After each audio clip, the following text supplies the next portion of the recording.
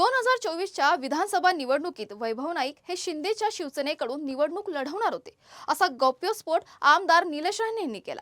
या आरोपाला आता माजी आमदार वैभव नाईक यांनी जोरदार प्रत्युत्तर दिले।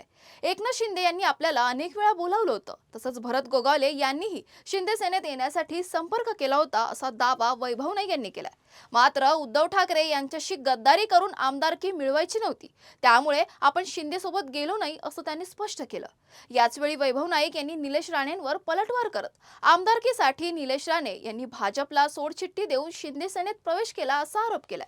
तसेच निलेश राणे पुन्हा आमदारकीसाठी भाजपमध्ये जातील आणि कुडाळमधून विधानसभा निवडणूक लढवतील असा दावाही वैभव नाईक यांनी केलाय। निलेश राणेंच्या आरोपांना वैभव नाईक यांनी नेमकं काय प्रत्युत्तर दिले, ऐकूया त्यांच्याच शब्दात। खरं तर मला आमदार व्हायचं असेल तर एकनाथ शिंदे साहेब मला अनेक वेळा बोलत होते, परंतु मला गद्दारी करून आमदारकी नको पाहिजे होती, म्हणून मी शिंदे सेनेत गेलो नाही। सर्वांना माहिती आहे, दसरा मेळाव्यापर्यंत म्हणजे लोकसभेच्या निवडणुकीनंतर सुद्धा दसरा मेळाव्यापर्यंत सुद्धा भरत गंगोलेंनी मला फोन केला होता आणि हे भरत गंगोलेंनी सुद्धा मान्य केलेलं आहे। परंतु निलेश राणे जे आता शिंदे सेनेचे आमदार आहेत त्यांना थोडी तरी लाज वाटली पाहिजे, कारण त्यांना आणि त्यांच्या वडिलांना पक्षातून हाकलून लावलेलं होतं। त्याचबरोबर त्यांनी बाळासाहेबांबद्दल काय बोललं होतं आणि निवडणुकीच्या फक्त आमदारकीसाठी किंवा निवडणुकीचं पक्षाचं तिकीट मिळालं पाहिजे म्हणून भारतीय जनता पार्टीतनं सोडचिठ्ठी देऊन त्यांनी शिंदे सेनेतनं आमदारकी लढवली आणि त्यामुळे ते आमदारकीसाठी काही करू शकत होते। परंतु मी आमदारकीसाठी माझ्यावर गद्दारीचा कलंक लावत नव्हतो, कारण लोक माझ्याकडे अपेक्षेने बघत होते।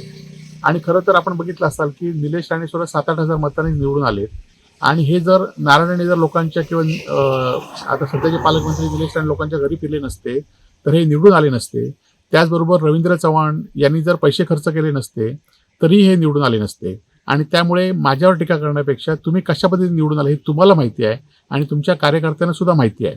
आणि त्यामुळे तुम्ही आता 2 वर्ष तुमच्या आमदारकीला झाली आहेत, तुम्ही काय कामं केली आहेत, लोकांना काय दिलं हे आता सांगणं महत्त्वाचं आहे।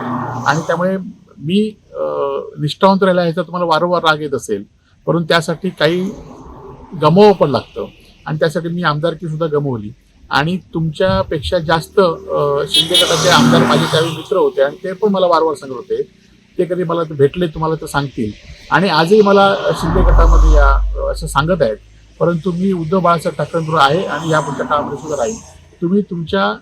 तुम्ही आता पक्ष बदलणं याची खात्री बघा, कारण मला वाटतंय की तुम्ही शिंदेंना सोडून भारतीय जनता पार्टीत जाल आणि तिथनं पुढाची विधानसभा लढवाल असं मला वाटतंय।